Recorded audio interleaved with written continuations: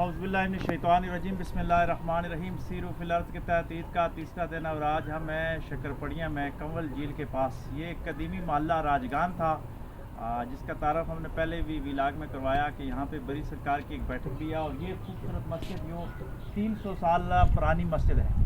इधर की जो डोक राजगान थी उन लोगों ने बनाई और बहुत ही खूबसूरत मस्जिद है। इसका तर्ज तामीर आप देखें, अंदर की ये सारी सूरत हाल, फ़र्श उस वक्त का हुआ अभी तक अच्छी हालत में मौजूद है। उस साइड पे भी ये गालिबन ये मस्जिद का बरामदा था और वो सामने मिराब नज़र आ रहा है। और इस साइड पे अगर आप दिखाएं तो ये इमाम साहब की रिहाइशगाह थी और उस दौर में देखें कितनी खूबसूरत तरह की हम लोगों ने बनाई है।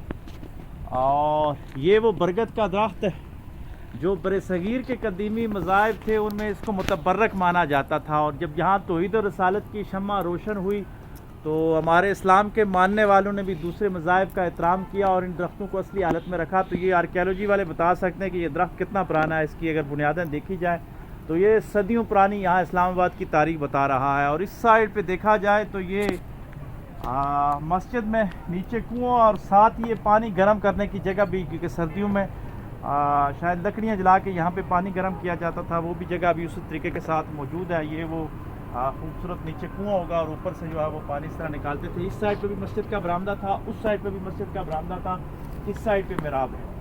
ये इस्लामाबाद में कंवल झील है जो पिछले दौरे हुकूमत में एक अच्छे अंदाज के साथ बनाएगी। मैं CDA से गुजारिश करूँगा और हुकूमत पाकिस्तान से कि ये मस्जिद अल्लाह का घर है, तो आप थोड़ा सा जिस तरह है पुरानी तर्ज तामीर इसको बरकरार रखा जाए, लेकिन इसको इस तरीके के साथ बनाया जाए ताकि मस्जिद का एक तकद्दस है एटलीस्ट बरकरार रहे। ये सदियां पहले यहाँ के मुसलमानों ने एक एक आना चंदा जमा करके ये मस्जिद बनाई होगी और आज हमें इसकी हिफाजत करनी चाहिए और यहाँ पे तौहीद और रसालत की शम्में रोशन करनी चाहिए। इस साइड पे जो है ये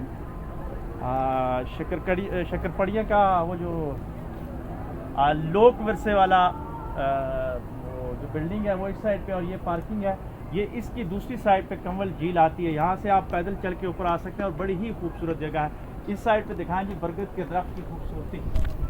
तो इबादत गांव का एक ये भी लुत्फ था कि इबादत गांव के पास जो दरख्त होते थे लोग उनका बड़ा तहफ़्फ़ुज़ किया करते थे। और ये दरख्त जो है आज मैं समझता हूँ कि इस्लामाबाद की पुरानी चीज़ों में अगर देखा जाए इस बस्ती में तो ये दरख्त ही रह गया। यहाँ के मकीन चले गए, इस्लामाबाद बन गया, अब ये परदेसियों का शहर हो गया। लोकल उस वक्त की जो राजगान थे यहाँ से माइग्रेट हो गए, किधर के किधर चले गए, लेकिन ये दरख्त अभी तक और ये मस्जिद उनकी जो है वो दीन दोस्ती का सबूत देती है और उनकी पुरानी रवायात को ज़िंदा किए हुए है।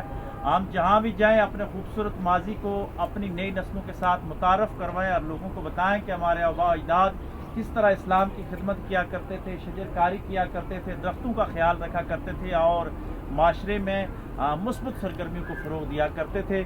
अल्लाह तबारक व तआला हमें अपनी अजदाद के अच्छे कामों को साथ लेके आगे चलने की तौफीक अता फरमाए। पाकिस्तान जिंदाबाद।